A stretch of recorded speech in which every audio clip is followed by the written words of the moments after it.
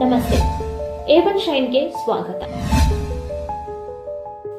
ತಮ್ಮದು ಅಲ್ಲದೇ ಇರುವ ವಸ್ತುವನ್ನು ತಮ್ಮದೇ ಅಂತ, ಬೇರೆಯವರ ವಸ್ತು ಅಂತ ಗೊತ್ತಿದ್ರೂ ಬಚ್ಚಿಟ್ಟುಕೊಳ್ಳುವಂತಹ ಎಷ್ಟೋ ಜನರನ್ನ ನೋಡಿರುತ್ತೇವೆ.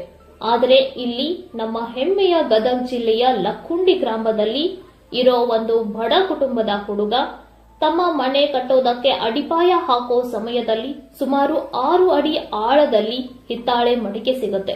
ಅದ್ರ ಒಳಗೆ ಏನಿದೆ ಅಂತ ನೋಡಿದ್ರೆ ಬಂಗಾರದ ಆಭರಣ.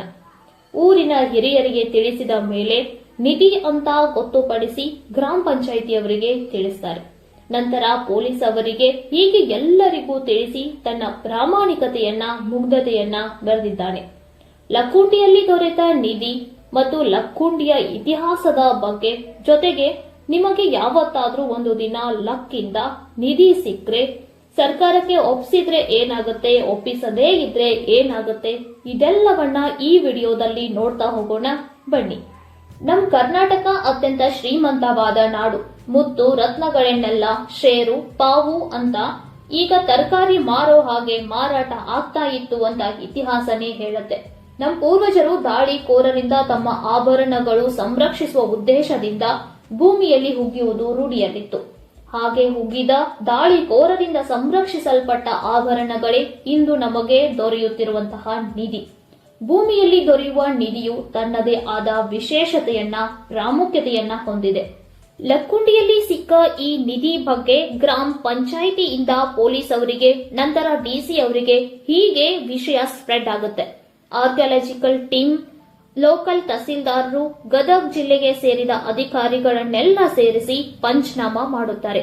ಪಂಚನಾಮ ಅಂದ್ರೆ ರೂಢಿ ಪ್ರಕಾರ ಅಥವಾ ಅಫಿಷಿಯಲಿ ಊರಿನ ಹಿರಿಯರು, ಅಧಿಕಾರಿಗಳು, ಪೊಲೀಸರು ಒಟ್ಟು 5 ಜನ ಸೇರಿ ಆ ನಿಧಿಯನ್ನ ಎಳೆ ಎಳೆಯಾಗಿ ಬಿಚ್ಚಿಡೋದು ವಿತ್ ವಿಡಿಯೋ ರೆಕಾರ್ಡ್. ಯಾಕಂದ್ರೆ ಇದು ತುಂಬಾ ಟ್ರಾನ್ಸ್ಪರೆಂಟ್ ಆಗಿರಬೇಕು ಎಂಬ ಉದ್ದೇಶದಿಂದ. ಪಂಚನಾಮ ಮಾಡಿದ ನಂತರ ಗೊತ್ತಾಗುತ್ತೆ ಸುಮಾರು 22ರಿಂದ 26 ತರಹದ ಚಿನ್ನದ ಆಭರಣಗಳು ಸಿಕ್ಕಿವೆ ಅಂತ. ಒಟ್ಟು 466 ಗ್ರಾಂ, ಹತ್ತತ್ರ ಅರ್ಧ ಕೆಜಿ ಚಿನ್ನ ಇರಬಹುದು ಅಂತ ಹೇಳ್ತಾ ಇದ್ದಾರೆ. ಈಗ ಸಿಕ್ಕಿರೋ ಚಿನ್ನಕ್ಕೆ ಯಾವುದೇ ಕಾರಣಕ್ಕೂ ಬೆಲೆ ಕಟ್ಟಲಿಕ್ಕೆ ಆಗಲ್ಲ, ಏಕೆಂದ್ರೆ ಅದು ಇತಿಹಾಸ ಹೊಂದಿರುವಂತಹದ್ದು. ಈ ಸಿಂಧು ನಾಗರಿಕತೆಯ ಬಗ್ಗೆ ನಮಗೆ ಅಲ್ಲಿ ದೊರೆತ ಕುರುಹುಗಳಿಂದ ನಾಗರಿಕತೆಯ ಇತಿಹಾಸ ತಿಳಿದಿರೋ ಹಾಗೆ ಈಗ ಸಿಕ್ಕ ಆಭರಣದ ಬಗ್ಗೆ ಆರ್ಕಿಯಾಲಜಿಸ್ಟ್ ತುಂಬಾ ರಿಸರ್ಚ್ ಮಾಡಿ ಇದು ಯಾವ ಕಾಲಕ್ಕೆ ಸೇರಿದ್ದು, ಯಾರು ಬಳಸಿರಬಹುದು, ಹೀಗೆ ಅನೇಕ ವಿಷಯಗಳನ್ನ ತಿಳಿದುಕೊಳ್ಳೋದಕ್ಕೆ, ನಮ್ಮ ಇತಿಹಾಸವನ್ನ ಇನ್ನಷ್ಟು ಶ್ರೀಮಂತ ಮಾಡೋದಕ್ಕೆ ಲಕ್ಕುಂಡಿಯಲ್ಲಿ ದೊರೆತಂತಹ ನಿಧಿ ನೆರವಾಗಲಿದೆ. ಲಕ್ಕುಂಡಿಯು ತನ್ನದೇ ಆದಂತಹ ಇತಿಹಾಸವನ್ನ ಹೊಂದಿದೆ. 11-12ನೇ ಶತಮಾನದಲ್ಲಿ ಇದು ದಕ್ಷಿಣ ಭಾರತದ ಪ್ರಮುಖ ಟಂಕಸಾಲೆ ಆಗಿತ್ತು. ಇಲ್ಲಿ ಗದ್ಯಾನ ಎಂಬ ಚಿನ್ನದ ನಾಣ್ಯವನ್ನ ಮುದ್ರಿಸಲಾಗುತ್ತಿತ್ತು. ದೇವಾಲಯಗಳ ತವರೂರಾದಂತಹ ಲಕ್ಕುಂಡಿಯಲ್ಲಿ 50ಕ್ಕೂ ಹೆಚ್ಚು ದೇವಾಲಯಗಳು, 29ಕ್ಕೂ ಹೆಚ್ಚು ಶಾಸನಗಳು ಪತ್ತೆಯಾಗಿವೆ. ಪ್ರಸ್ತುತ ಲಕ್ಕುಂಡಿಯು ಭಾರತೀಯ ಪುರಾತತ್ವ ಇಲಾಖೆಯ ಸಂರಕ್ಷಣೆಯಲ್ಲಿದೆ ಮತ್ತು ಹಂಪಿ ಪ್ರವಾಸೋದ್ಯಮ ಸರ್ಕ್ಯೂಟ್ಗೆ ಸೇರ್ಪಡೆಗೊಂಡಿದೆ. ಸಿಕ್ಕಂತಹ ನಿಧಿಯಲ್ಲಿ ಸಿಕ್ಕವರಿಗೂ ಪಾಲು ಇದೆಯಾ? ಎಸ್, ಇದೆ. ಟ್ರೆಜರ್ ಟ್ರೋವ್ ಆಕ್ಟ್ 1878 ಇದರ ಪ್ರಕಾರ ಯಾರಿಗಾದರೂ ತಮ್ಮದೇ ಸ್ವಂತ ಜಗದಲ್ಲಿ ಅಥವಾ ಬೇರೆ ಎಲ್ಲಾದರೂ ಚಿನ್ನ, ವಜ್ರ ಸಿಕ್ಕರೆ ಪೊಲೀಸ್ಗೆ ಇನ್ಫಾರ್ಮ್ ಮಾಡಲೇಬೇಕು.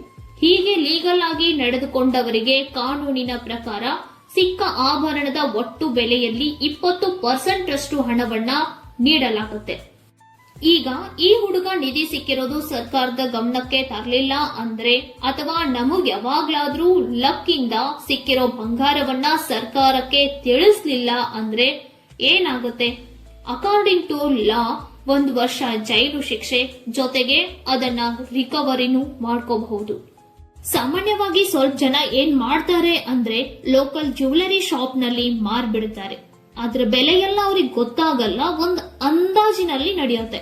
ನಂತರ ಎಲ್ಲ ನಡೆಯೋದು ಬ್ಲಾಕ್ ಮಾರ್ಕೆಟ್ ನಲ್ಲಿ. ಸಿಕ್ಕಿರುವಂತಹ ನಿಧಿಯನ್ನ ಸರ್ಕಾರಕ್ಕೆ ಒಪ್ಪಿಸಿದ ಪ್ರಜ್ವಲ್ ತುಂಬಾ ಒಳ್ಳೆ ಹುಡುಗ. 8th ಸ್ಟ್ಯಾಂಡರ್ಡ್ ನಲ್ಲಿ ಓದ್ತಾ ಇದ್ದಾನೆ. ಅವನ್ ಒಳ್ಳೆತನಕ್ಕೆ ಮೆಚ್ಚಲೇಬೇಕು.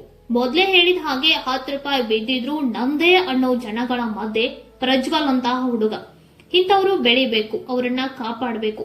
ಅವ್ರ ತಾಯಿ ಒಂದು ಇಂಟರ್ವ್ಯೂನಲ್ಲಿ ಹೇಳೋ ಹಾಗೆ ನನ್ ಮಗನ್ ಭವಿಷ್ಯಕ್ಕೆ ಏನಾದ್ರೂ ಹೆಲ್ಪ್ ಮಾಡಿ ಇಲ್ಲ ನಮ್ ಮನೆ ಕಟ್ಟೋದಕ್ಕೆ ಸಹಾಯ ಮಾಡಿ ಅಂತ. ಈ ವೇದಲ್ಲಿ ಸರ್ಕಾರ ಸಹಾಯ ಮಾಡಬೇಕು ಅಂತ ನಮ್ಮ ವೈಯಕ್ತಿಕ ಅಭಿಪ್ರಾಯವೂ ಹೌದು. ನೀವು ಲಕ್ಕುಂಡಿಗೆ ಭೇಟಿ ನೀಡಿದ್ರಿ ಅಂದ್ರೆ ಕಮೆಂಟ್ ಬಾಕ್ಸ್ ನಲ್ಲಿ ತಿಳಿಸಿ. ಭೇಟಿ ನೀಡಬೇಕು ಅನ್ನೋರು ಅಕ್ಟೋಬರ್ ಇಂದ ಮಾರ್ಚ್ ಈ ಟೈಮ್ ನಲ್ಲಿ ಹೋಗಿ. ಪ್ರತಿ ವರ್ಷ ಲಕ್ಕುಂಡಿ ಉತ್ಸವ ನಡೆಯುತ್ತೆ. ಲಕ್ಕುಂಡಿಗೆ ಸಮೀಪ ಇರುವಂತಹ ಗದುಗಿನ ವೀರನಾರಾಯಣ ದೇವಾಲಯಕ್ಕೂ ನೀವು ಭೇಟಿ ನೀಡಬಹುದು. ಇಲ್ಲಿವರೆಗೂ ವಿಡಿಯೋ ನೋಡಿದೀರಾ ಅಂದ್ರೆ ಖಂಡಿತವಾಗಿಯೂ ಹೊಸದೇನೋ ತಿಳ್ಕೊಂಡೇ ಇರ್ತೀರಾ. ವಿಡಿಯೋ ಲೈಕ್ ಆದ್ರೆ ಪ್ಲೀಸ್ ಲೈಕ್ ಮಾಡಿ. ಮತ್ತೆ ಸಿಗೋಣ. Stay shine. ನಮಸ್ತೆ.